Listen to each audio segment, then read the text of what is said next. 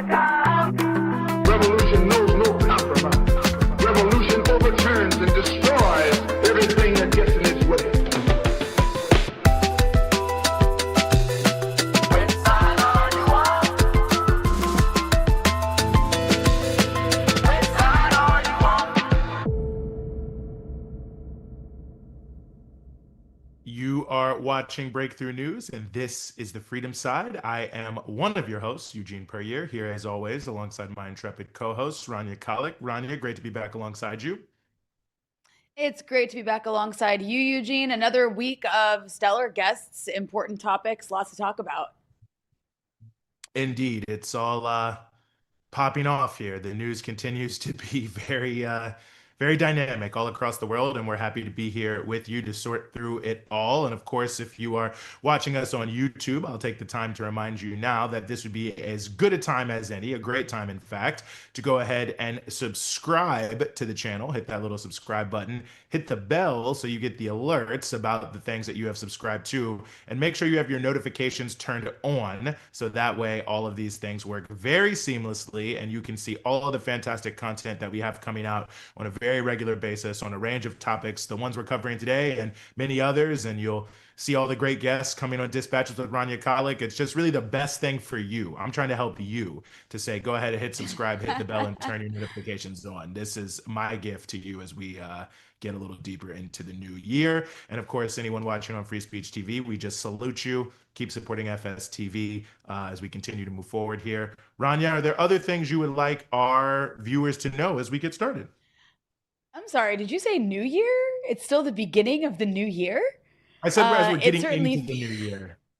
And So, I no, believe it that you have certainly- until February 1st. Up until February 1st, you can say Happy New Year. I firmly believe that. Oh, no. I was, Eugene, I was reflecting on the fact that it feels like the year has already completed because so much has happened in just the last 3 weeks and continues to happen. Just completely insane. Every 2 days, it's like there's a new global news story of chaos and destruction led by Donald Trump himself, some of which we're going to get to. But first, I do have something to say. I want to give my spiel. I want to remind our audience that we are an independent media outlet. Therefore, we need your support. The easiest way to support us is to make sure you smash that like button. It helps boost us in the algorithm. So everybody who's watching, go hit the like button. Make sure you're subscribed to Breakthrough News. Make sure you hit the bell and click all on the bell for the drop-down menu so that you can get notifications every time we post new content. And if you want to go even further than just tapping a few buttons, you can actually materially help us by going to patreon.com/Breakthrough News and becoming a Breakthrough News member for as little as $5 a month. You can access exclusive content as well as exclusive merch. But most importantly, you will be helping to support an independent media outlet that does not receive an endless amount of money from Larry Ellison to push war crime propaganda. So your call, guys.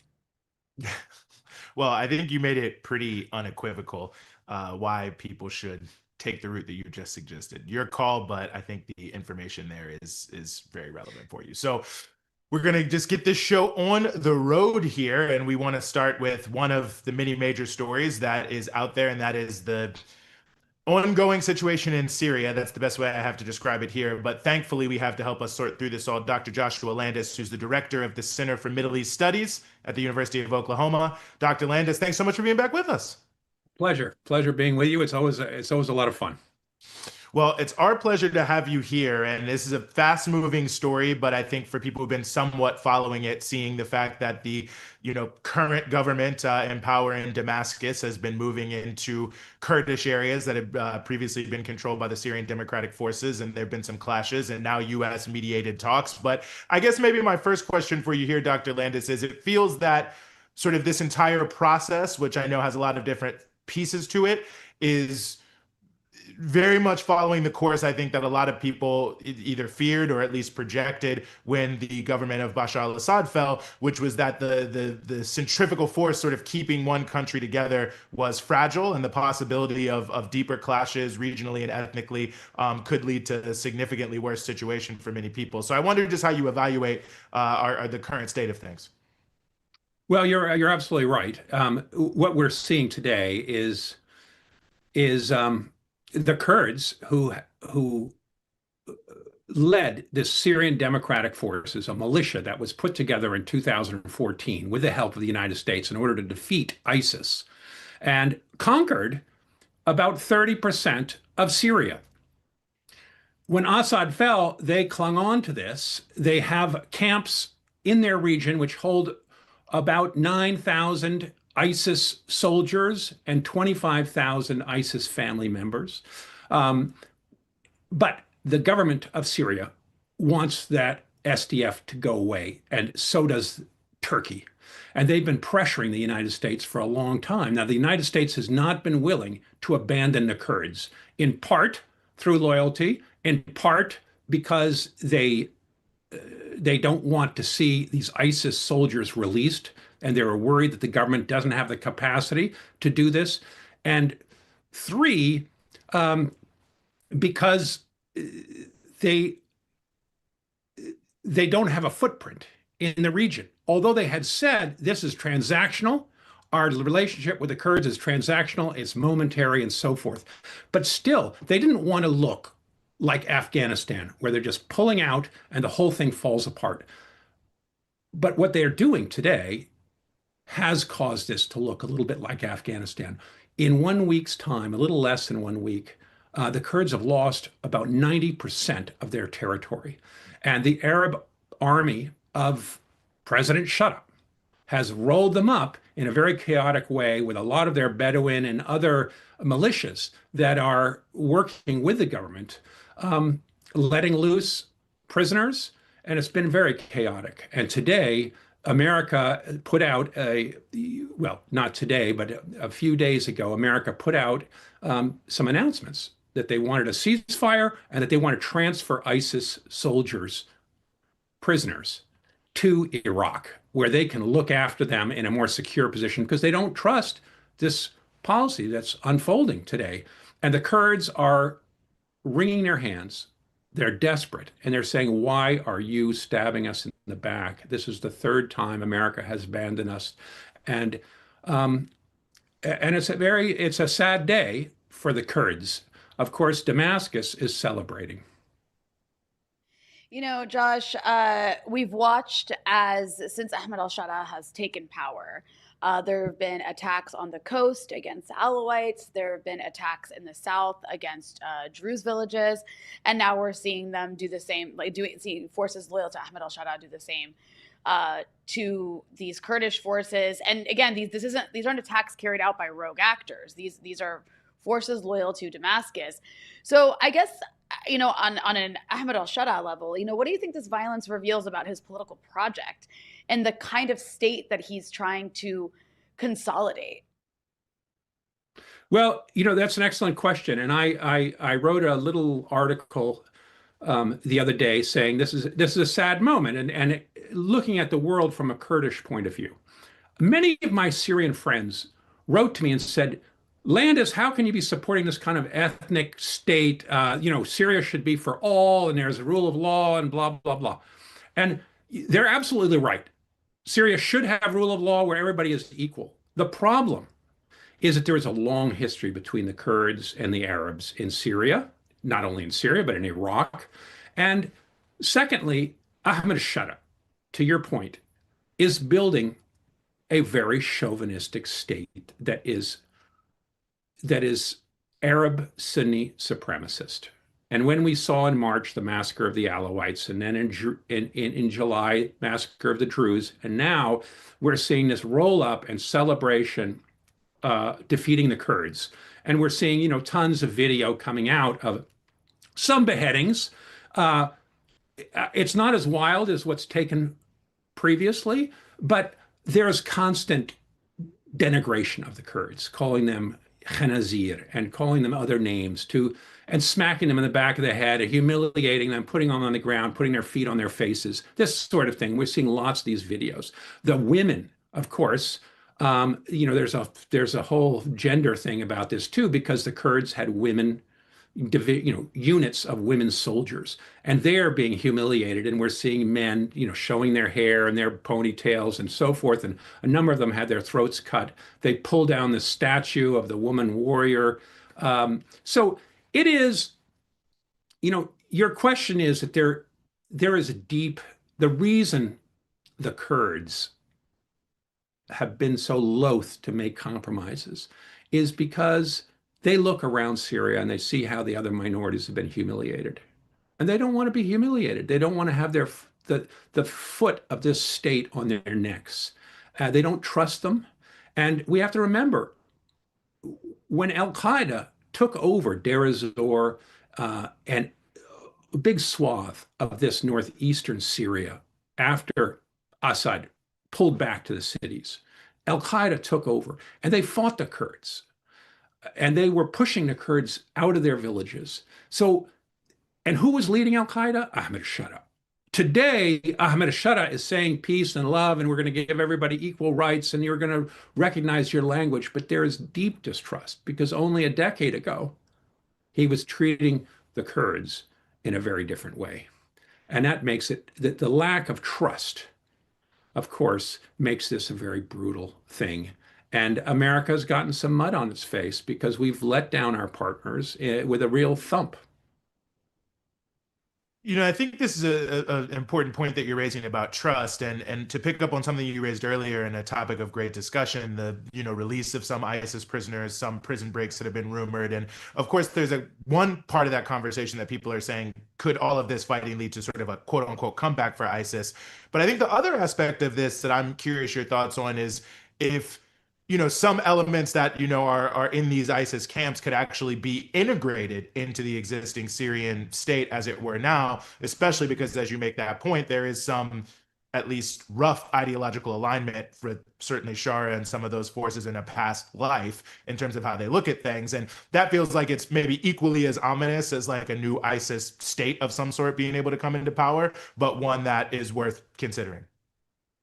Yes, well, that's the big question mark. Is how does the new government deal with these ISIS captives?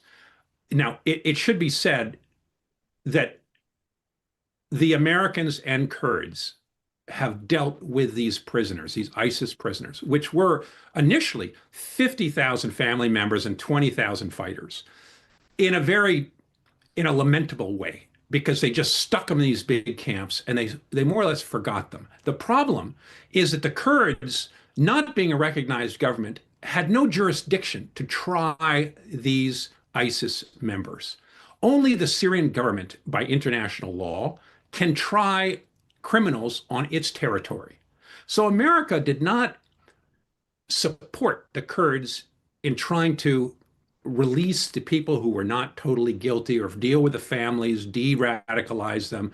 And what we saw is whole families being retained in these very, in these horrible circumstances. So it's understandable why many of the Arabs of the Jazeera area, that's the northeast Syria, many of whom their family members and their relatives are in those camps, and they want to release them. So their idea of folding up the Kurds, pushing out the Americans, taking over these camps is so that they can release their family members who were ISIS. But we have to remember that the tribes of this area went in allegiance from Assad. Then they teamed up. They for a little while, they were sort of free. Then al-Qaeda came in and they teamed up with al-Qaeda. Then ISIS came in and many of them teamed up with ISIS. And now the Kurds were SDF and they teamed up with SDF. And now the government's come back and they've switched sides and joined the government. Whoever was going to rule, they realized they didn't want to get killed and they joined them. So their family members are in those prisons. Not all of them. I mean, not all of the members in the prison. There are a few thousand foreign fighters in those prisons. There's lots of Iraqis still in those prisons. So, but there's a lot of Syrians and they belong in that region. And so when we see these prisons being overtaken by local forces, those local forces are going Allahu Akbar in a statement which is, in order to say we're Sunni Arabs, we're your friends, takbir, takbir, Allahu Akbar, because they're using the religious sort of identity call to say, here we're coming to save you. And they're trying to open the doors and let these people out because many of them are family members. And so that's this ethnic problem in northeast Syria where there are Assyrians, there are Yazidis, there's Kurds, there's Arabs. It's a Noah's Ark. And everybody has been crammed together there. And it's very difficult. Um, it, it, it's difficult to get a peaceful process to unfold because the two sides couldn't agree on how to merge the SDF with the Syrian Arab army because there was no trust. And the Kurds kept on holding out and saying, we want whole divisions and units of our army, the Syrian Democratic Forces, to be folded into the Syrian army, but as units.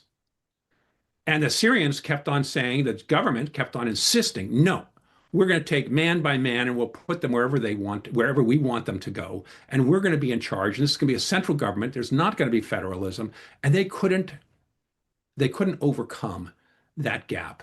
And we saw, in the last agreement that was put in front of the Kurds, it said, we're going to take you one by one, when the Kurds thought there was some agreement for units.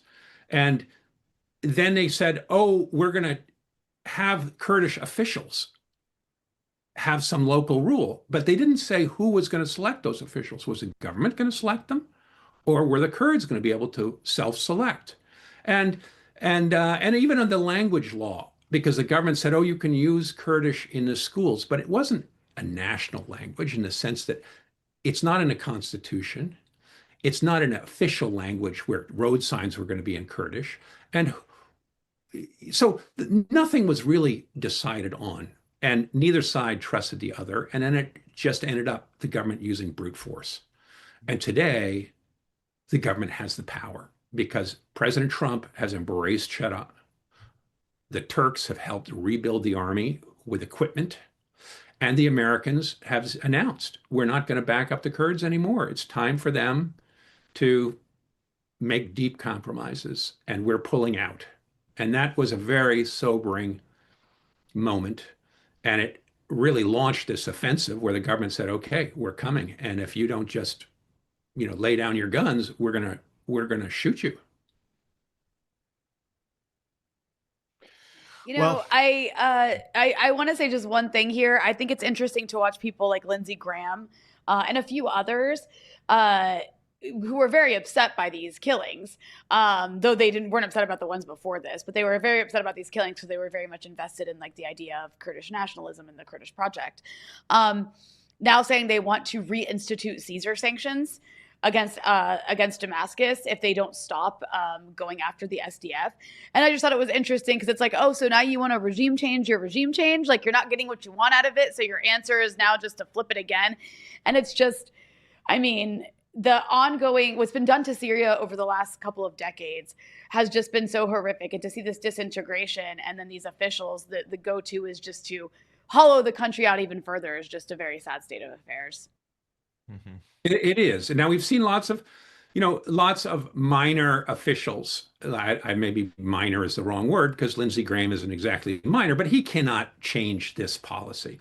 He can virtue signal by saying, oh, what a shame, and we should bring back some sanctions. And we're seeing European officials do this too, but we're seeing no heads of state say anything like this. This decision was made right across Europe and in the United States, and they're following Trump because America's got the forces on the ground, and America's the decider here, and America's connected to Israel and Turkey and is orchestrating this thing.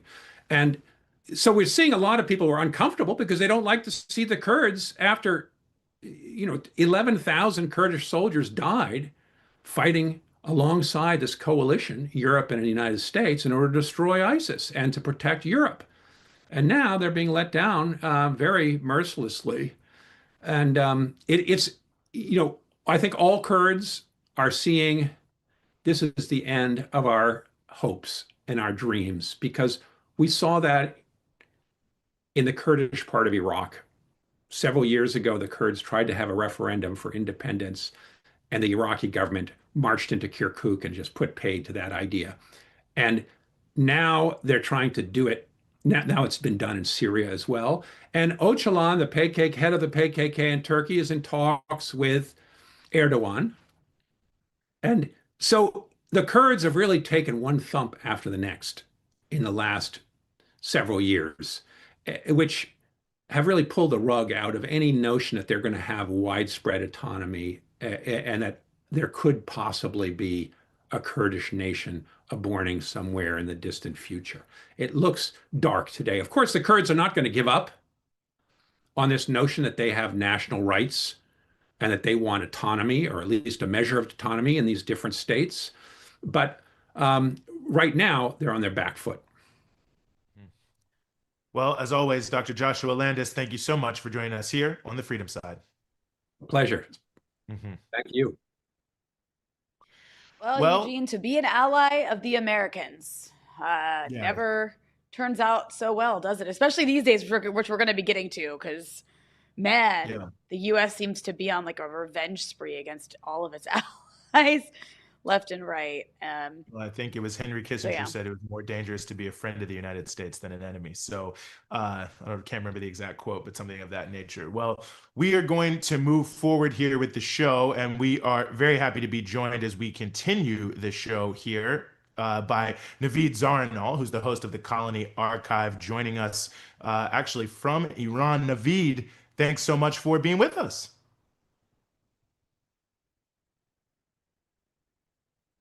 No, great to have you for sure. And maybe I'll just start by asking you, what is the situation there on the ground in Iran now? I mean, I think we're hearing various different things about the state of the street, so to speak. So what's the situation, at least in a general sense, currently?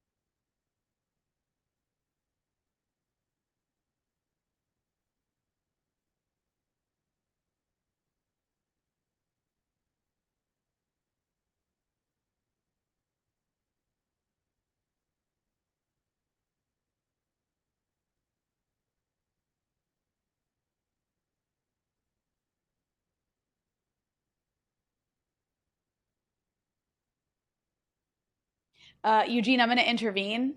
Yeah, I saw it in our our audio. I cannot hear Naveed. Oh, it seems only you can hear him. Unfortunately, well, we were having a great I don't know. conversation. I'm very sad to hear that. I'm sure it's a great conversation because Naveed's fantastic. Yes. He is in Iran right now, and sorry for the technical issues. We're getting through the phone line, so let's have our production team work on that. Yeah, one quick thing I think we can note as well is Naveed has an article on breakthroughnews.org also talking about some of these issues. Hopefully we'll be able to get him back on, but just to flag that for folks that I think it might take a second here, but just to flag that Naveed does have the article, breakthroughnews.org. You can definitely check it out. I think it's the Iran protest explained, but it should be up there and easy to find and definitely worth it. We will see if we might be able to get him back later, but nonetheless, we will just hold on that for now, but did just want to note his article and his pieces out there. Well, Rania, the other thing that is certainly happening right now in the world, or I don't know, maybe it's actually over at this point, is the World Economic Forum in Davos, which was attended by Trump and a number of other top officials. And, I think Howard Lutnick, who's the Secretary of Commerce, who spoke about the issue of the, MAGA delegation to Davos, the subtitle of his article is that I think it's capitalism as a new sheriff in town. And it seems very clear that certainly Trump's entire approach to attending Davos was to really sort of put his thumb on the scale of, hey, we're taking over, we're doubling down. And I think it's interesting in the context of what we have seen in the what we saw in the new national security strategy about what the U.S. is saying that they're going to do, that we are going to remain the preeminent force on earth and every other country will be subordinated to us. And, I want to say more about that, but in the context of just, giving, I just want to play a clip that I think speaks to sort of the context that I'm talking about from Scott Bessent, who's the Treasury Secretary, I believe, being interviewed by Maria Bartiromo about the role of sanctions in Iran, but I think the overall issue of sanctions and the way they're used. What do you want to say about sanctions, something else you've been working on, of course? What are you planning there in terms of Iran and the impact there? Do sanctions actually work? And the same question with regard to 500% secondary sanctions or tariffs on countries who purchase energy products from Russia. Okay, so two things there. There are Treasury sanctions. And if you look at a speech that I gave at the Economic Club of New York last March, I said that I believe the Iranian currency was on the verge of collapse, that if I were an Iranian citizen, I would take my money out. President Trump ordered Treasury and our OFAC division, Office of Foreign Asset Control, to put maximum pressure on Iran, and it's worked. Because in December, their economy collapsed. We saw a major bank go under. The central bank has started to print money. There is a dollar shortage. They are not able to get imports, and this is why the people took to the street. So this is economic statecraft, no shots fired, and things are moving in a very positive way here. I wanted to play that clip because, it's just the U.S. admitting to crashing Iran's economy on purpose in order to create protests for people to go out to the streets, which I think everyone who follows sanctions knows that this is part of what they are, but quiet part out loud. But to me, it speaks to this whole issue that we saw with the national security strategy when they rolled it out is, in the first part, it says, I'm paraphrasing here, but like the US will be the top country, all other countries will be subordinated to us. Then the second section, it has a how are we going to do this? And it lists a number of things, but amongst them, noting that the US has massive military power, but also that it will use its large role in the global economy to coerce nations to agree.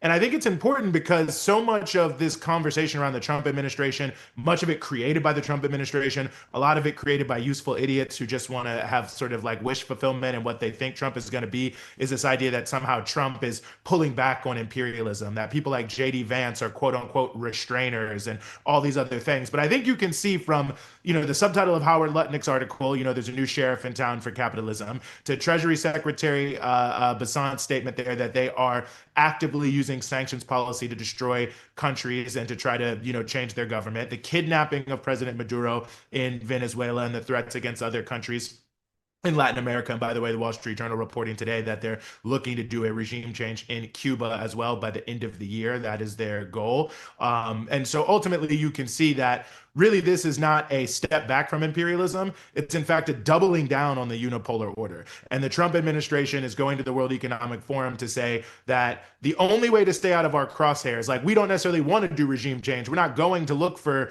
different things like this, but the only way to avoid being attacked by us, either economically or militarily or some form of the mix of the two, is to do exactly what we say in terms of economic, political, and military policy. And if you do that, you'll be fine. As long as you remain totally subordinate to us, you will be fine, because we're moving forward very aggressively using all of our most powerful tools to make sure that the United States remains the unipolar hegemon of the world and everyone remains subordinate, no matter what the consequences of that may be for the people of the world or the people of the United States, quite frankly. So a lot to it, but I think it's notable Trump appearing in Davos in this context and all these high officials coming and making some of these statements.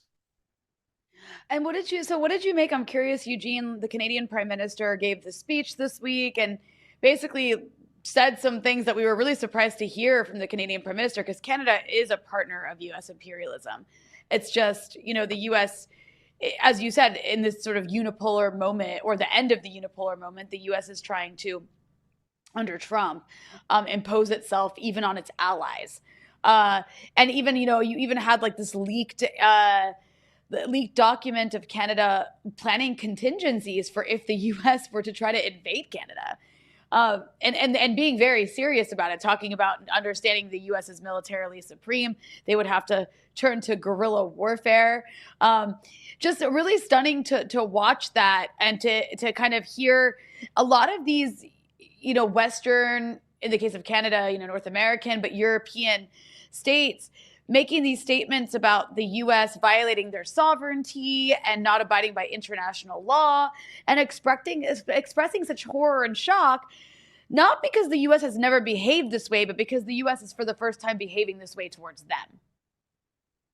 Yeah, no, I think it's a great point, and I'm glad you mentioned the issue of the contingencies. The Canadian military said they're studying the Mujahideen in Afghanistan for a precedent, which is just like, wow, what world are we living in right now? But that being said, I thought they were very interesting comments. I mean, I think Mark Carney, and let's remember who Mark Carney is. I mean, he's the Prime Minister, of course, of Canada, but he's also been the head of the Bank of England, so one of the major central banks in the world and one of the major economic nodes. He's worked a lot for the IMF and the World Bank. So, he's someone who is very ensconced as his entire career in the power structure of the post-World War II order, which was essentially, designed to allow the West to have the predominant role in, the globe, but of course, to have, to be able to balance the power between the West and the Soviet Union in some ways. But in the wake of the collapse of the Soviet Union, this so-called rules-based international order, which is basically sort of, the Western countries make the rules and everyone else has to follow on pain of death, essentially, whether by sanction or by overthrow. But it was kind of a joint Northern European, Anglo-American, kind of white, rich, elite project, right? Sort of like the Western project that's been going on for some time since the 1400s, sort of putting its thumb on the scale to rule the world. And everyone was sort of slotted in, but the US was making, a role for other people to exist. Now they've just, said the quiet part out loud, as Mark Carney was saying, is everyone was already subordinate, but the US was nice about it. Now they're saying, okay, you're actually subordinate and we're not going to be nice about it. And we don't want you to really do anything else. And we're not even going to create space for you to do something. So I think it's creating some interesting fissures. I think how it goes, we'll have to see. I mean, a lot of these officials often talk tough and do nothing. Like Emmanuel Macron is a great example of that. I remember maybe it was 2023, but I think it might have been 2024, where he went to China and it was a big deal because he was saying all these comments about how the European policy towards China can't be fully tied to the United States and they had to do their own thing and strategic autonomy, blah, blah, blah. Then like the second he landed back in France, he starts walking it all back and pursuing these, policies that certainly the Biden administration wanted to see at that time, to try to continue to further isolate China. So, is this tough talk? Is this real? Let's see. I mean, I think the actual deals that were made in China between Canada and China were, to me, not that significant. I mean, they are symbolically significant, but 40,000, 50,000 EVs rising to 70,000, lifting of tariffs on canola oil from Canada. I mean, they matter, but they're not really super significant. So I think we should wait and see what's happening. But the final point I'll note on this is I think that there's an element to this that should be very concerning to all of us. I think that, for a lot of people, the idea of multipolarity is quote unquote exciting because it speaks to the idea of the decline of US hegemony in at least a relative sense. And obviously we know what the US has done around the world for so many years, so that perhaps, things are changing. But I think the other factor there is both world wars that happened in the 20th century happened in the context of multipolarity.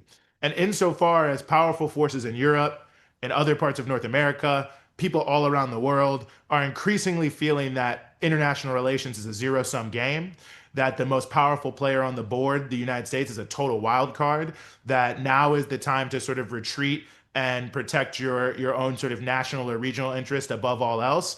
That actually really sets the stage in a major way for increasing war, increasing militarism, which we're already seeing on the globe. Like it's already happening. The genocide in Gaza, what's happening in Sudan, the US having a $1.5 trillion military budget, the conflicts between Pakistan and India, all these different things that have a lot of different context to them in many different ways are all adding up to the same thing, that the sort of a scramble for power amongst powerful nations, a scramble to maintain position amongst powerful nations, a scramble by the less powerful nations to try to prevent themselves from being totally steamrolled by the more powerful nations, raises a lot of challenges. And I think it's something we have to think quite a bit about. And in the context of the nuclear age, something that is critically important. So I think the role of peace movements, anti-war movements, anti-imperialist and anti-colonial movements that seek to really establish a more just and equitable world order, as opposed to just a jungle might makes right world order are more important than ever, in my opinion,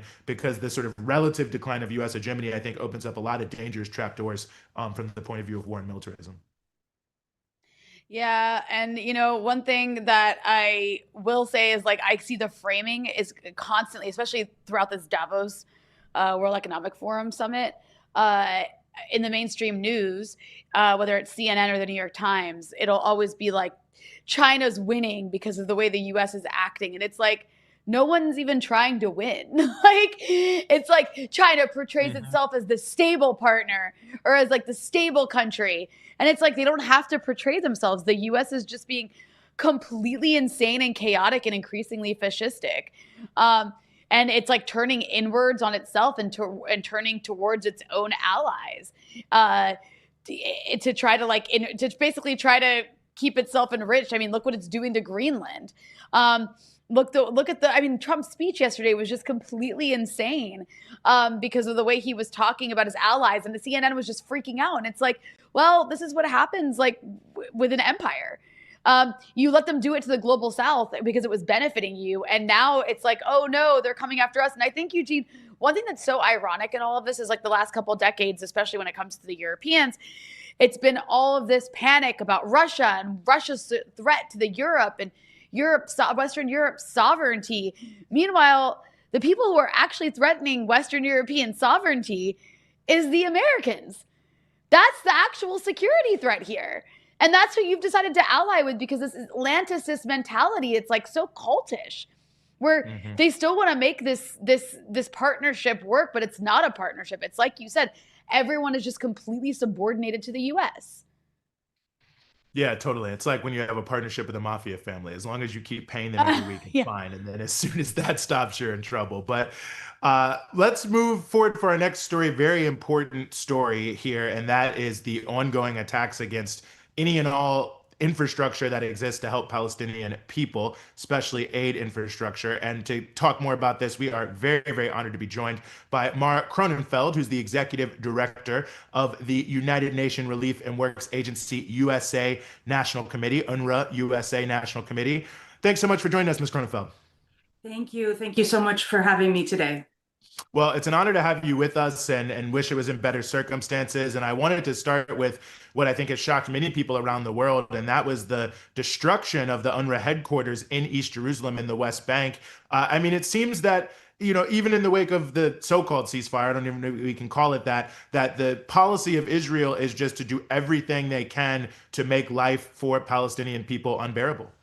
Yeah, I mean, you all were just talking about might making right, essentially, and unilateralism. This is exactly that on steroids.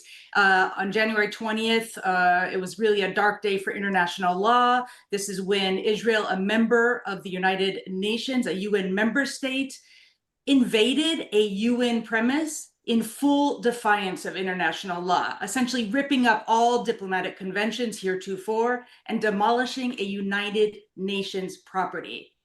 And I think this is indeed an attempt really to, among many attempts to, as you say, limit the humanitarian aid, the support that can go to Palestinians in Gaza, and make good on threats that we've seen from the highest levels of Israeli government about ethnic cleansing and population transfer.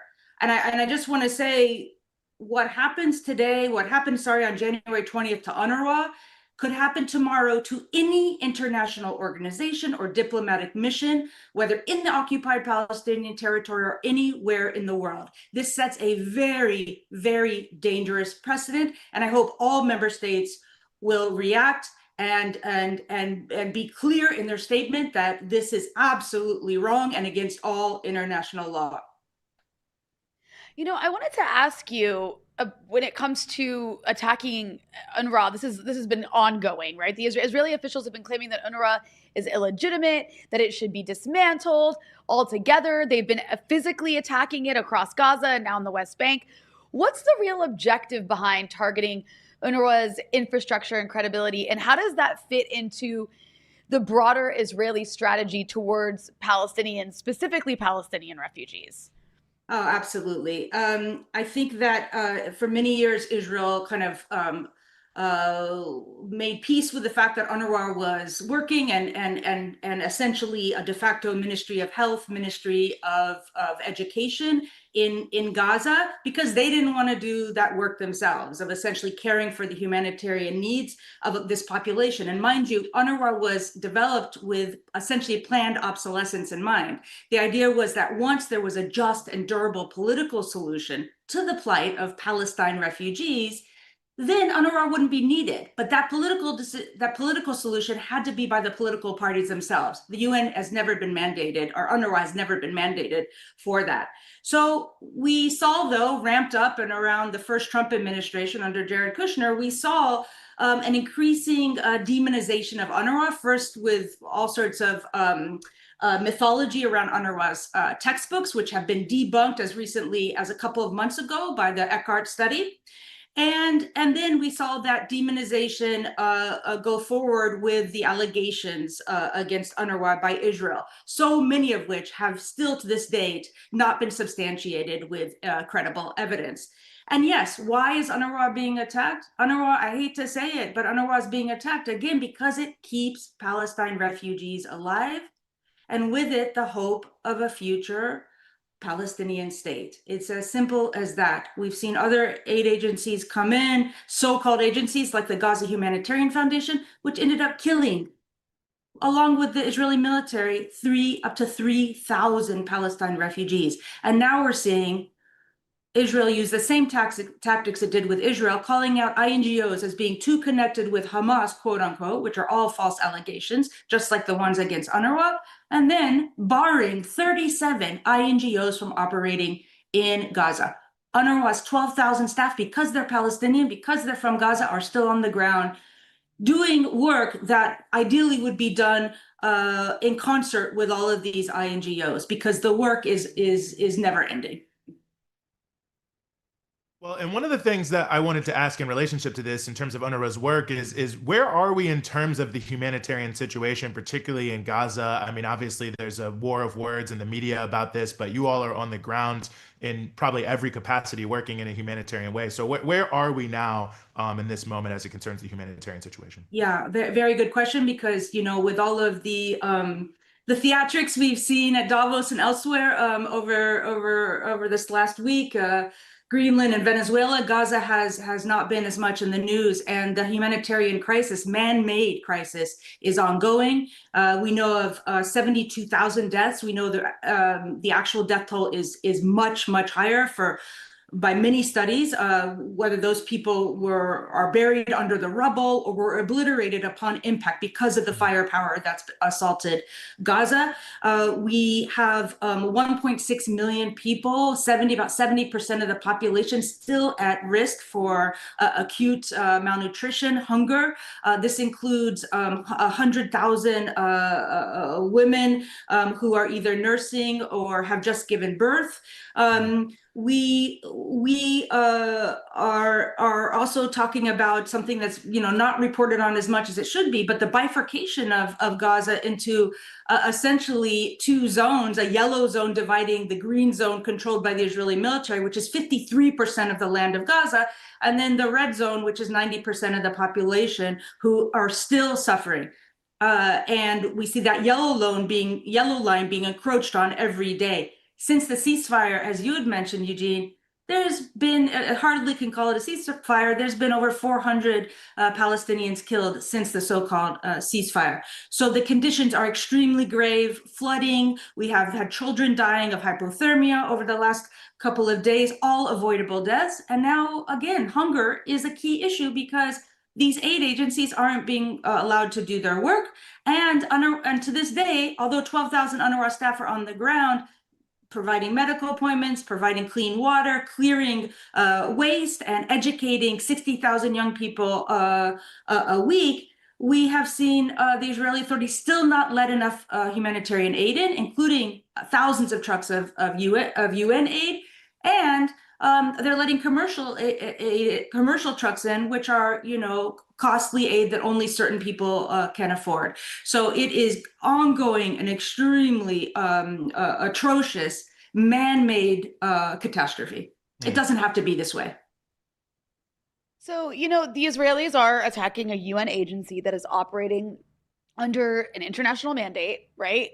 Yet, as you were alluding to earlier, Western governments don't just continue to fund Israel, which they do, but in many cases, they're defunding UNRWA.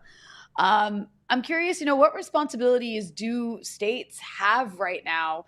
And what happens if the international community allows this assault on humanitarian aid to continue unchecked? And I kind of want to also put in there, we hear this talk of Trump's, Gaza peace board, almost trying to take over so that the UN sort of becomes, I don't know if obsolete. I'm not sure how you see that, but I'm just curious, how you see that in relation to the sort of dismantling of organizations like UNRWA.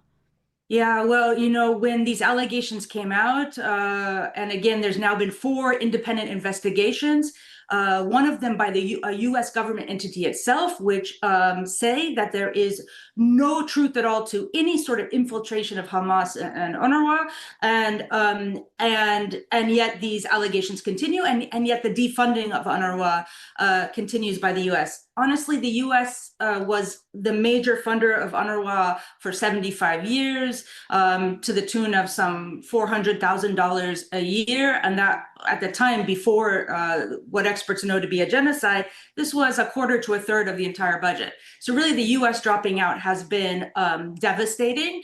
And all of the other countries that dropped out momentarily, or nearly all of them came back in, except for the U.S. And some have reduced their funding since, but all of them came back except for the U.S. Again, though, the U.S. is the primary and has been the primary funder of an organization, again, that nobody wants to stay around. We want Palestinians, like any other people on earth, to be in control of their own self-determination, to have a country that they have full control over.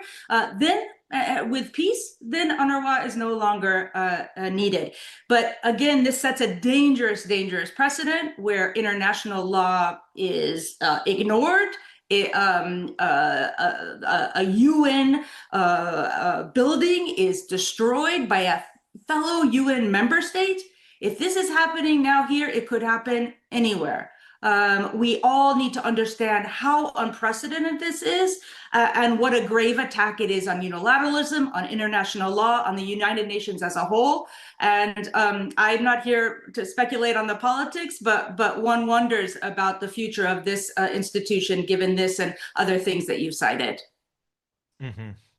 Well, one aspect of it that I've been noting is, pretty consistently when you read the polls, and I've just read the most recent Economist YouGov poll, there's strong support by people in the United States for increasing aid to the Palestinian people. And I know that UNRWA USA National Committee, you all are focused on continuing pushing that forward. So for people who might be watching this, might be horrified and thinking, is there something they can do to help, humanitarian relief in Palestine overall? What can you suggest for them? Yeah, I want to tell you that the American people are incredibly compassionate and generous. And while the U.S. stepped down in its moral duty, the American people stepped up. In October of 2023, we had 7,000 donors. We were bringing in about $4 million in revenue. Now we have 200,000 donors, and we just sent just south of $30 million to the field. So we are never going to fill the gap that the U.S. government made, but the American people are stepping up. And again, their contributions, on average, about $280 per person. We're talking Bernie Sanders-esque contributions. These are going to make Gaza livable, to provide education, healthcare, to keep people alive and maintain their hope in what are some of the most dire conditions anyone is facing around the world today. Mm-hmm. Well, we really appreciate you being willing to join us. Mark Cronenfeld with UNRWA USA National Committee. Thanks so much for being with us here on the Freedom Side. Thank you. I appreciate it. Rania? Well, just completely insane that what we've witnessed. I mean, it really, you're like, that really happened. Did we really watch Israel just murder UN staffers for the last 2+ years in Gaza? And the world was like, shoulder shrug. And now Trump is trying to replace the UN with this Gaza Board of Peace, which we're about to talk about with our next guest, that's really just like him in charge of everything. Like, and it's a really, I mean, when it comes to Palestine, it's such a harbinger of what's to come because it doesn't stop there, right? Like, you dismantle this international institution through Palestine, but then it applies to the rest of the world.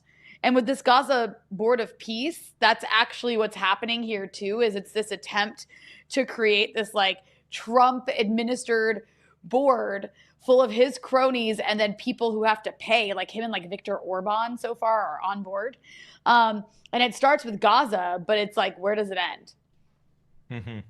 No, absolutely. Well, you're the quarterback. Great handoff there to me to segue into our next story, and that is more on the Gaza Board of Peace and generally where we are at on a number of these points in the, I don't know, it feels ridiculous to call it a ceasefire anymore, but just for the purposes of, marking time, the so-called post-ceasefire reality. And to discuss more on this, we are very, very honored to be joined once again by Leah Kayali, who is an organizer with the Palestinian Youth Movement.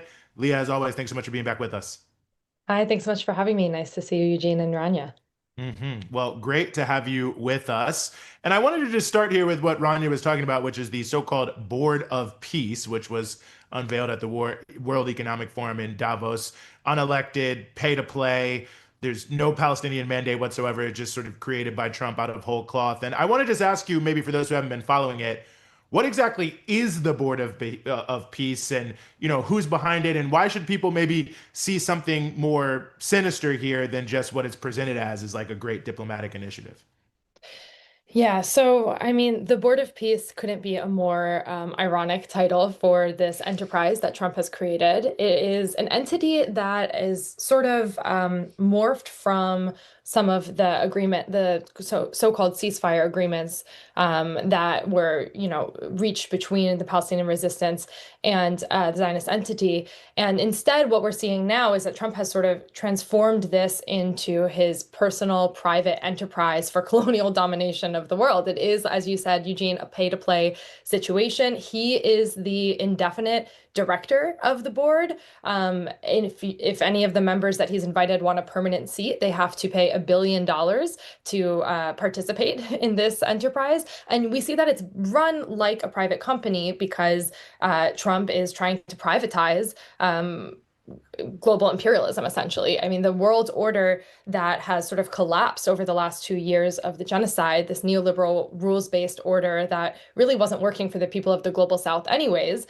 But Trump is trying to wedge his billionaire agenda into that collapse. And so what we're seeing is Trump inviting a variety of heads of state, including heads of state that are at war with each other actively, Ukraine and Russia, for example, to participate in the Board of Peace. It was nominally supposed to be something to determine the future of Gaza, but Gaza isn't mentioned once in the actual mandate of the Board of Peace. Palestinians are really not given any significant role to determine their own future and freedom in this setup. And we see an executive board that Trump has created under him as the private director who has the right to veto any decision, big or small, of the board.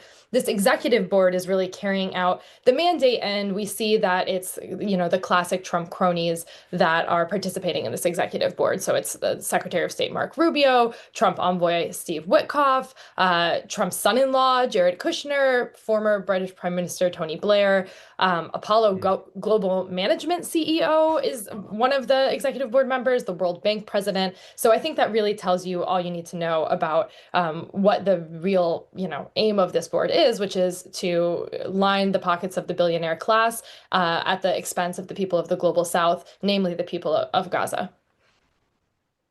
And I want to dig a little deeper into the lack of a Palestinian mandate on this. This board, as we mentioned, is being presented as this plan for like Gaza's future. I believe Trump even had like a slides to show of the future Riviera he wants to create. Yet Palestinians themselves are once again completely excluded from shaping their own future here. And so I'm curious if you could maybe talk about how this fits into this longer colonial tradition of outsiders deciding Palestine's fate. And what does it say about the way that power still operates when it comes to Gaza. We saw a bit of this with the way the UN Security Council gave the thumbs up to Trump's plans for Gaza. And now with this peace board, you are going to have various countries joining. Right. So, I mean, this is essentially another attempt to define the future of Palestine without Palestinians at the helm of that, holding a gun effectively to the head of the Palestinian resistance to try to approve some of these plans. But ultimately, they have no say. I mean, the board will oversee basically a technocratic Palestinian committee. It's literally called the National Committee for Gaza Management. The head of that right now is looking like Ali Sha'ath, who's a member of the Fatah Party, which is the same party that runs the Palestinian Authority in the West Bank, sort of a comprador class or subcontractor of the occupation in the West Bank. Ali Sha'ath, I think his positionality is yet to be seen.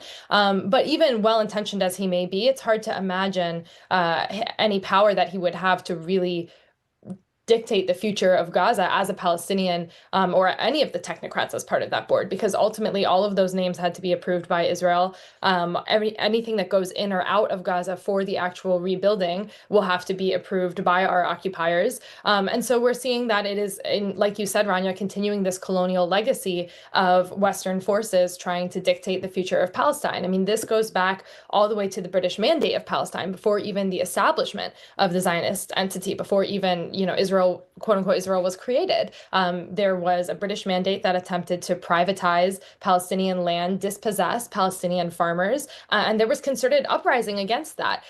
Throughout Palestinian history, there have been attempts to, quote unquote, develop our land at the expense of our people and our relationship with the land. A similar initiative took place in the Galilee in Palestine, that sort of the northern territories that are part of what we call 48 Palestine. And in attempts to disappropriate that land, Palestinians took enormous amounts of grassroots resistance in what became the Great March of Return. Similarly, in 2021, attempts to dispossess Palestinians in Sheikh Jarrah in the neighborhood of Jerusalem led to tremendous concerted resistance. So we have seen throughout our century-long history as Palestinians experiencing the boot of colonization, attempts to claim that these initiatives are to develop the land or to support our people that really have nothing to do with Palestinian self-determination or liberation. And our people will continue to resist those attempts. Mm. I think it's an important question because it raises sort of what a lot of these peace plans are really for. And I think you're already speaking to it. But I mean, it feels like it has an element of pacification to it, in the sense of, we're destroying you, ethnic cleansing you, we're launching genocides, but like, here's this other way that will be good for Palestine. And it has almost like a very imperial colonial divide and conquer reality to it. Yeah, I think that resonates for sure, Eugene. I think ultimately, I mean, we see a lot of attempts to create some sort of veneer of, I mean, it's literally called the Board of Peace. Trump has claimed that this could potentially have a global scale of more or less replacing the UN. He walked back some of those comments a little bit in his speech today, but it's really clear, I think, to anyone who's been following this, that Trump is attempting to use this to really, commandeer global diplomacy for his personal benefit. And so Palestinians, if you see interviews of people on the ground, we know that this is not any sort of initiative that has Palestinians' well-being in mind. I mean, Trump claimed on stage in Davos today that he had created peace in the Middle East. And, the people of Palestine, especially the people of Gaza, are asking, where is that peace? The bombs might not be falling quite as frequently as they were before the so-called ceasefire, but they still are. Just yesterday, Israel killed 11 Palestinians, including 3 journalists, Mohammed Kaisha, Abdul Rashat, and Anas Ghanaim. So when Palestinians are experiencing the lived reality every day of more bombs falling, still difficulty accessing basic necessities of life, 95% of infrastructure, home infrastructure in Gaza has been destroyed. Palestinians are not going to have the wool pulled over our eyes. We know that this is just another initiative to try to profit off of our suffering. Mm-hmm. Despite genocide and displacement and, international attempts to impose these solutions from above, Palestinian resistance, I want to remind everybody and then ask you about this, Palestinian resistance and global solidarity have not disappeared. We're in a moment right now where, plans like this peace board being rolled out, probably have a lot of people feeling like, oh, like, basically the Israelis have won. So I guess I want to ask you, where does the struggle for Palestinian liberation stand today, given everything that we're seeing, and what should people around the world be doing to challenge these sort of imposed colonial projects? Yeah, so I mean, like I said, Palestinian resistance has always met the continued colonial attempts to subjugate our people and exploit our lands with resistance, and that has not changed, and it will not change. The people of our homeland are not going anywhere, and will continue to resist this, just as we have for generations. All of those instances I mentioned, from the Great Peasant Revolt of 1936 through resistance against the genocide over the last 2 years. So that certainly is going to continue. When it comes to the global solidarity scene, I think we've also seen an absolute sort of bottom-up ballooning of support for the Palestinian cause, global solidarity. I mean, we saw a really remarkable hunger strike by prisoners in Britain that were demanding not just their own freedom and due process, but demanding that Britain cut all of its contracts with the Israeli, weapons manufacturer Elbit Systems. So these sort of historical moments of global solidarity at great expense to people of conscience around the world, I think are important to track. And I think another thing that we should be paying attention to is the fracturing within sort of the imperial cohort. The Board of Peace had, for example, the go-ahead of most of these European players when it was seemingly limited in scope to Gaza. They were perfectly fine playing along with this private colonial enterprise when it was just our peoples at stake. And now that Trump is starting to invade Greenland and so on and so forth, we're seeing some fractures within the NATO bloc. So I think it's really important for people of conscience to be really widening those cracks in empire. And exposing and holding to account any of our local, governments, from your city council up to the state government and country policy, that are, talking out of one side of their mouth but doing something else out of the other. So I think, these fractures in the imperial bloc are showing. The Board of Peace is sort of exposing a lot of that. And the reality is that we are in a world where the order that existed prior to the genocide doesn't exist anymore. We have Netanyahu being invited to a Board of Peace when there's arrest warrants out for him. He can't even attend the opening ceremony. So these contradictions are only going to become heavier with time, and it's up to people of conscience around the world to exploit that and build something better than this, billionaire hellscape that Trump has envisioned for us. In Palestine, in Palestinian sort of resistance tradition, we use often this phrase from Ghassan Kanafani, a famous Palestinian poet. He said, translates roughly to, "You have something in this world, so stand for it." So the Palestinian people will continue to stand for it, and people of conscience around the world, I think, will continue to rise with them. Mm-hmm. And on that note, before we let you go, Leah, for those who don't know or want to know more about the Palestinian youth movement and how they can support the efforts you all are doing to build the solidarity movement around the globe, where can they go? Yeah, so please go ahead and follow us on Instagram if you don't already. You can check us out. We have a newly launched website that is too far long in the making. That go ahead and check that out online. You can also look at some of the campaigns and initiatives that we support, such as the AIPAC Out campaign that's trying to confront the Zionist influence on U.S. politics, and the People's Embargo for Palestine, which is an attempt to really put forth a vision for how we can confront Zionism materially in our own backyards, how people of conscience can continue to organize to support our people in Palestine. So definitely follow us and stay tuned. Right on. Leah Kayali, an organizer with the Palestinian Youth Movement, thank you so much for joining us here on the Freedom Side. Thanks for having me. Mm-hmm. Rania? I don't know what else to say, Eugene. Just Trump. Yeah. Yeah, I a lot just, there. yeah. Well, on Tired. that note, let's maybe go. Yes. On that note, let's maybe move to our next story, which is about another, situation set off by Trump, and that's Minneapolis and everything that's been happening there with the surge of DHS forces into the city and the extreme brutality, including the execution of Renee Good that many of us have seen. But it sparked a very significant fight back from the people of Minneapolis, and we are very happy to be joined to discuss this by Jeff Rosenberg from On the Line, a labor-oriented news source that's been there on the ground covering things in Minneapolis quite a bit. Jeff, thanks so much for being with us. Thanks for having me. It's great to be here. Well, maybe everyone doesn't know, Jeff, but on January 23rd, the day after we are recording this, there is going to be a no work, no school, no shopping in Minneapolis and across Minnesota. Many are calling it a one-day general strike, and it seems to be picking up a lot of steam. Give us a sense of what's happening there in Minneapolis and how it reflects the mood in the city.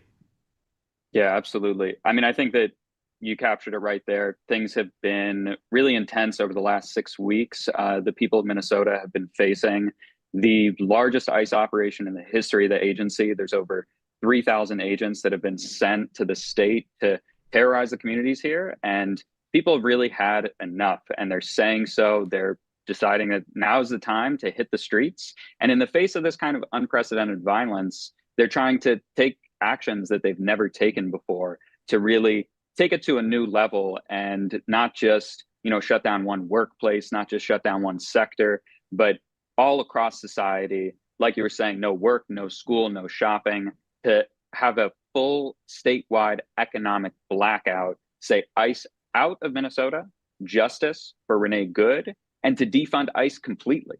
Because at this point, they know that Minnesota is being used as a sort of testing ground for what might be to come for the rest of the country in 2026, this new level of brutality that they're seeing. I mean, some of the stories we've been hearing and reporting on are just really, it's new red lines that they're crossing every single day, whether it's approaching school sites where they've picked up educators, where they've brutalized students with pepper spray, whether it's at the airport where they're kidnapping airport employees and then putting people on the same flights on their runways to be deported out of the country. I think that, at this point, everybody's had enough, and the mood is just one of absolute determination to hit the streets and shut things down to send a clear message that ICE is not welcome here or anywhere in the country. Yeah, I mean, the idea of a general strike in the U.S., it's historically, at least in recent history, quite rare, right? And in Minnesota, it could be the first major one in a very long time. So I'm just curious, what does a general strike look like in practice, especially in response specifically to ICE enforcement? And what would success, do you think, look like for organizers? Yeah, up until now, a lot of people have been kind of asking themselves the question of, is a general strike possible in the United States? And history actually tells us very clearly that it has happened here before, and even specifically in this city. Minneapolis had a general strike in 1934 that was first led by truckers fighting for union recognition, fighting for higher wages, better working conditions.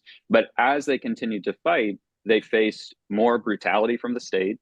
And ultimately, after 2 workers were shot down and killed in the streets, there was a society-wide response that said that they needed to demand justice. And, thousands, tens of thousands hit the streets and shut the city down until they were able to win their demands and sort of really change the dynamic of the labor movement all across the country. 1934 being a really defining year with general strikes, not just here in Minneapolis, but also in Toledo, as well as San Francisco, that kind of changed the politics of the country going forward.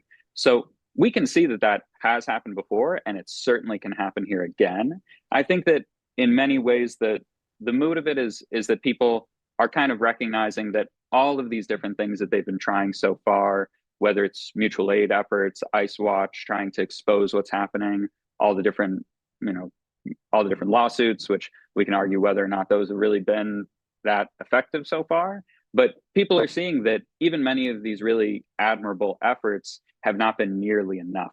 And so they're trying to now say that people, as working people, our greatest power is in our labor. Nothing across society moves if we decide so. And so we were talking to people over at the airport who were starting to, a couple of years back, they had a strike at the airport that shut it down, and they remember that. They remember the power that they felt. I think similarly, this is a city that's no stranger to strike power.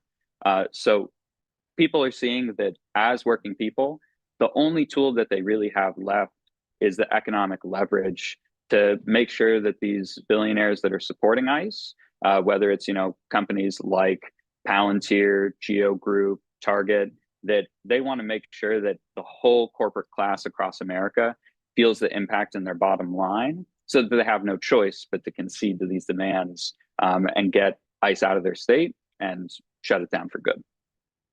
Mm-hmm. Well, one factor that it seems to me, Jeff, and correct me if I'm wrong, I'm curious your reflections on this from your reporting, is that, Trump's strategy has been very much to divide people, and especially the heavy focus on the Somali community. But it seems to me to not be working amongst people of Minneapolis and Minnesota more broadly, where it feels like this January 23rd, economic blackout, general strike, whatever people want to call it, is bringing people together across sort of all racial and ethnic lines and many other types of lines in a very united way. And that feels like an important aspect of this too. Yeah, it's been very touching, honestly, to see how deeply people care for their neighbors here, and that they're not falling for the lies. Because like you were saying, there's been the targeting of the Somali community.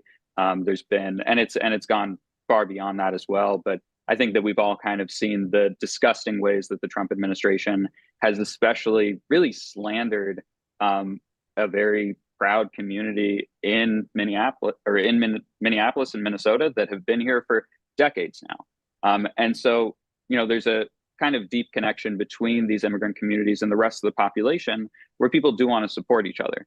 It's also no small factor that when you live in a place that's this cold, people actually kind of really stick close together, and it creates these tight bonds of community that are coming to the forefront because they do want to try to divide people, and they're saying that they should distrust their neighbors. But I think that we're seeing a really good example from the people of Minnesota that are rejecting that and saying that when they're being told that, their neighbors are violent criminals, they recognize who the real violent criminals are here. When they say that these immigrant business owners are committing fraud, they're recognizing that it's these billionaires and major corporations that are actually, getting rich off the deportation machine that are defrauding us all. Or when they say that somebody like Renee Good, as a mother who was trying to keep her neighbors safe, they try to call her a terrorist. Well, everybody can see who's really terrorizing the people of Minnesota. And you alluded to this earlier, but people are asking, can Minneapolis ignite a national general strike against ICE and this kind of federal immigration terror? So I'm curious, what lessons are organizers taking from past strikes? What political conditions do you think would need to exist for what we're seeing in Minnesota to become a broader fight across the country?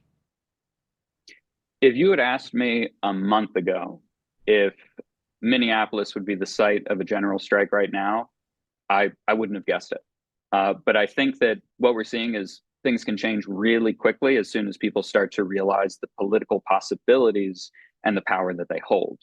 This example right now is spreading across the country as we see, dozens and dozens, probably over 100 different solidarity actions that are popping up in cities right now that are being led by community groups, that are being led by labor. So I think that people everywhere are really keeping a close eye on the sort of example that Minnesota can set of what it means to start to fight back differently and more effectively against the Trump administration, against ICE terror in 2026.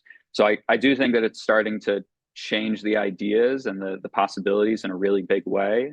And I'm very excited to see. I think people here also recognize kind of the historic role and responsibility that they have, not just fighting for their own communities, but fighting to ensure that, Trump can't make an example of them that then spreads to other places, but instead that they can set the positive example. And you already alluded to this to some degree, Jeff, in terms of the power of workers as workers. But how important do you think it is in terms of, maybe just building off of Rania's last question, in terms of how we conceive the pushback against the right-wing agenda that labor is taking, a lead here in setting this off in Minneapolis, but, extrapolating from that moving forward, the role labor I would say should play, but can play in sort of catalyzing a broader fight back against what's obviously an elite right-wing capitalist agenda, despite Trump's, protestations to be for the working class? Labor has an incredibly important role to play in all of this. And I think that we can see both with the level of organization that they're taking and the boldness to take this on. We know that labor law in the United States has, is brutally anti-union, is anti-worker. And that goes back to 1947 when they put in place a lot of these restrictions on different types of political activity and strike activity for unions to take on. And that was in response to the biggest strike wave that the United States had ever seen following World War II, when the corporate class of America was, scared as hell. And I think that we can kind of take that lesson to see that now unions are trying to navigate a very complicated landscape, but many of them recognize that it's now or never, because the labor movement has also faced a lot of attacks under the Trump administration. And if we sort of retreat away from these moments, it's not going to get better. It's only going to get worse. Many of the people who we've talked to here, I think, if you think about where there's union concentrations in Minneapolis, I think it gives you a sense of their power. Because what would happen in the Twin Cities if the airport completely shuts down? What would happen in the Twin Cities if our schools completely shut down? What would happen in the Twin Cities if all of the buses stop running? And that's exactly the kind of possibility that we're looking at tomorrow. And that's just the unionized sector. Because I think one of the most important aspects, one of the most important roles that the labor movement has to play right now is not just the message to our union brothers and sisters. It's the message to the unorganized working class of this country, the vast, vast majority of people, to sort of set an example of organization and courage to be able to try to spread that much further. And I think that we are seeing exactly that kind of example, that they're trying to reach into beyond just the ranks of union membership for this strike to have the kind of power that it needs. And I would also just like, for those who are maybe like, what is it? I maybe this is what we should have opened with, but for those who are like, what does a general strike mean? It's quite a powerful thing if you can organize it, right? So can you kind of walk us through like, why is this something to be used against the ruling class when they're behaving in a way that the population doesn't like? What can it accomplish? Mm-hmm. I mean, I think it boils down in a lot of ways to looking at who we are, who are our forces, and who's the enemy. And the truth is that we as a working class can recognize that both political parties are run by corporate interests, and those corporate interests care about one thing and one thing only, their bottom line. And so if we're able to stop society from functioning, which is what a general strike does, right? Again, if the schools are closed, if the airport's closed, if the buses don't run, if the grocery stores aren't open, all of these things mean that society as normal ceases to operate. Business as normal ceases to operate. And that means that no boss, no capitalist is going to make a dollar until they decide that they can move again. And that's the kind of example that something like the 1934 Minneapolis general strike already showed us. But if we can kind of hit their pocketbooks hard, it's the most leverage that we have, and it's the most immediate thing that we can do. Some people, try to say, well, can we wait until there's another moment, until there's another opportunity? There's never going to be a perfect moment. There's never going to be a perfect plan.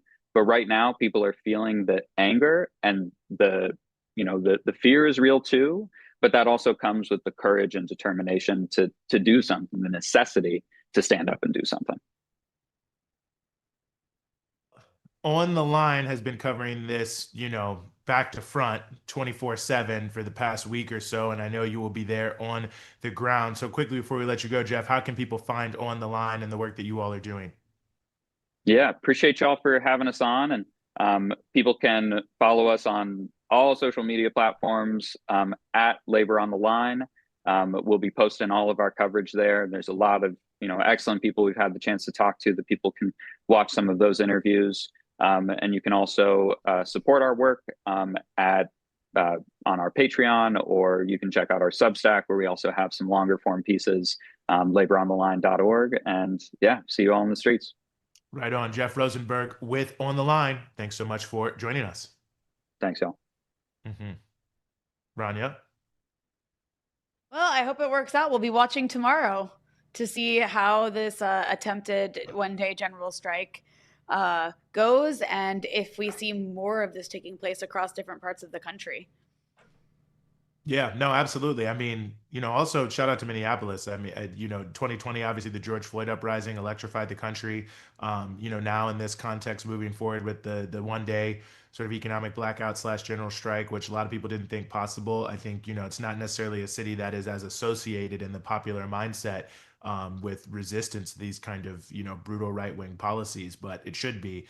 And, the level of resilience showed by the people there, I think is quite admirable. But that brings us to the end of the show today, Rania. Before we get out of here, are there things you would like to leave our viewers with?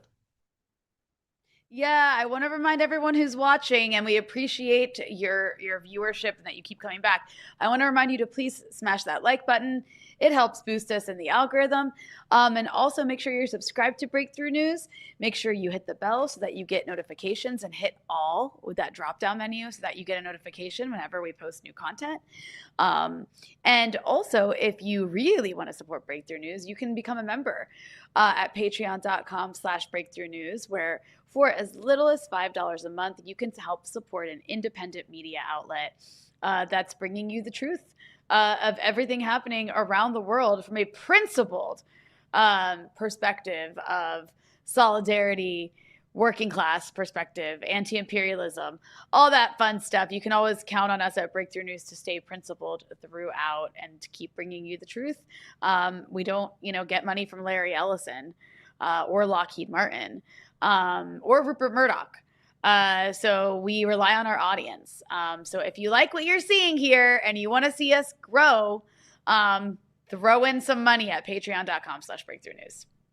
Absolutely. And unfortunately, we had some technical difficulties with our guest, Naveed Zarnal, who is joining us from Iran. But just to plug that again, if you go to breakthroughnews.org, breakthroughnews.org, he does have a piece up, Iran's Protest Explained, a diary from Tehran, dealing with a number of the issues that I think we would have raised with him. So people, please go check that out if you are interested. For myself, for Rania, for the whole Breakthrough News team, as always, we will see you next time.